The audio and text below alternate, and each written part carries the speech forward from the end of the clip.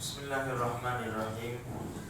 حضرت ابو ہریرہ رضی اللہ تعالیٰ عنہ فرماتے ہیں کہ نبی کریم صلی اللہ علیہ وسلم نے ارشاد فرمایا کہ جب رمضان کی آخری رات ہوتی ہے تو اللہ کے رسول کی امت کو بخش دیا جاتا ہے۔ تو پوچھا گیا کہ اللہ کے رسول صلی اللہ علیہ وسلم کیا وہ شب قدر ہوتی ہے؟ تو اللہ کے رسول صلی اللہ علیہ وسلم نے ارشاد فرمایا نہیں، بلکہ عمل کرنے والے کو اس کا پورا پورا اجر دے دیا جاتا ہے۔ جس نے مزدوری کی، جس نے اللہ کی بات مانی، روزے رکھے، عبادت کی، تو اس کو پورا اجر دے دیا جاتا ہے۔ جیسے کہ عید کی نماز کے بعد کی بھی روایت ہے، پوچھا جاتا ہے کیا بدلہ ہو ان مزدوروں کا جنہوں نے اپنا کام پورا کر دیا؟ فرمایا کہ ان کو ان کا پورا بدلہ دیا جائے۔ اللہ فرماتے ہیں تم گواہ رہو، میں نے ان کو معاف کر دیا۔ تو میرے بھائیوں، اللہ کی طرف سے بخششوں کے فیصلے ہونے والے ہیں۔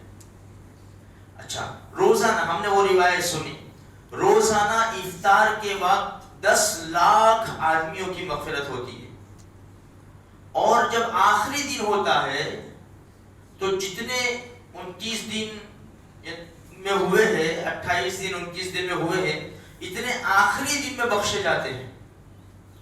لیکن حدیث میں آتا ہے 4 قسم کے لوگ ایسے ہیں جن کی بخشش نہیں ہوتی: شرابی، ماں باپ کا نافرمان، رشتوں کو توڑنے والا اور دل میں کینہ رکھنے والا۔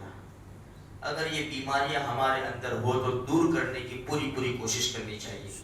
ہمارے اندر نہیں ہے، اللہ کا شکر ادا کیا جائے۔ لیکن ہمارے محلے کے اندر، دوست احباب میں، رشتہ داروں میں، محلے والے میں، تو میرے بھائیوں کوشش کرے پوری اپنی عزت داؤں پہ لگا دے، اپنے بھائی کو سمجھاوے، اس لیے کہ شراب پیتے پیتے بغیر توبہ کے مر جانا اچھی بات نہیں ہے۔ ماں باپ کی نافرمانی کرتے کرتے بغیر معافی مانگے مر جانا اچھی بات نہیں ہے۔ قطع تعلق ہمارے کیوں ہے؟ دنیا کی خاطر ہے۔ دل میں کینہ ہم کیوں رکھتے ہیں؟ کیا ہمیں اللہ کی ذات کے اوپر بھروسہ نہیں ہے؟ کیا ہمارا تقدیر کے اوپر ایمان نہیں ہے کہ اچھی بری تقدیر اللہ کی طرف سے ہے؟ یہ ساری جتنی بیماریاں ہیں نا، اس کو ہمیں دور کرنے کی پوری کوشش کرنی چاہیے میرے بھائیوں۔ دیکھو ابھی 2-3 دن سے روزانہ کہا جاتا ہے کہ جس طرح ہم نے رمضان المبارک میں پابندی کی ہے میرے بھائیوں، اس طرح نمازوں کی ہمیں پابندی کرنی ہے۔ قرآن کریم کا کچھ نہ کچھ حصہ، 1 رکوع 2 رکوع، جو اللہ توفیق دے، روزانہ قرآن کریم کو پڑھنا ہے۔ قرآن کریم سے دور نہیں ہونا، ہمیں قرآن کریم کو ساتھ میں رکھنا ہے۔ دیکھو نبی کریم صلی اللہ علیہ وسلم کا ارشاد ہے جیسی زندگی گزارو گے ایسے موت آئے گی، اور جیسے موت آئے گی ایسا کل قیامت کے میدان میں جمع کیا جائے گا۔ تو ہمیں پوری کوشش کرنی چاہیے۔ اب ایک مسئلہ جو ہمارے وہاں ششائق بولتے ہیں، جس کو ششائق جیسا عام طور پر بچے زیادہ کرتے ہیں، بڑے بھی کرتے ہیں۔ حدیث میں آتا ہے نبی کریم صلی اللہ علیہ وسلم نے ارشاد فرمایا من صام رمضان ثم اتبعه 6 من شوال كان كصيام الدهر او كما قال النبي صلی اللہ علیہ وسلم۔ اللہ کے رسول صلی اللہ علیہ وسلم فرماتے ہیں جس نے رمضان کے روزے رکھے اور شوال میں 6 روزے رکھے تو اس کو پورے سال کے روزے کا ثواب مل جائے گا۔ اب دیکھو جیسے من جاء بالحسنۃ فلہ عشر امثالها، جو ایک نیکی لے کر آئے گا ہم اس کو 10 دیں گے، کم سے کم 10 دیں گے۔ تو ایک روزے کا 10 روزے، 30 روزے 29 بھی ہوئے تو اللہ 30 کا ثواب دے گا۔ 30 روزے کے 300 ہوئے، اب 6 روزے ایکسٹرا رکھیں گے تو 60، اسلامی اعتبار سے 360 دن، تو 360 کا ثواب مل جائے گا۔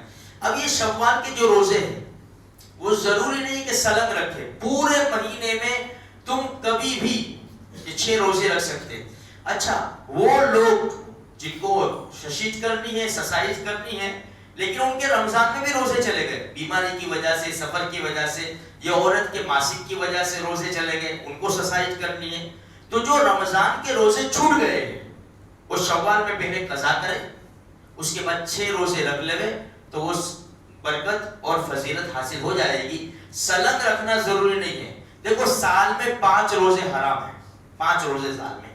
ایک تو عید الفطر کا پہلے دن کا روزہ حرام ہے کیونکہ اللہ کی طرف سے مہمانی ہوتی ہے, اور بقرعید کے پہلا, دوسرا, تیسرا اور چوتھا, پہلا عید الاضحیٰ اور یہ ایام تشریق, تو بقرعید کے 4 دن اور عید الفطر کا پہلا دن, سال میں 5 روزے حرام ہیں, اللہ کی طرف سے دعوت ہوتی ہے.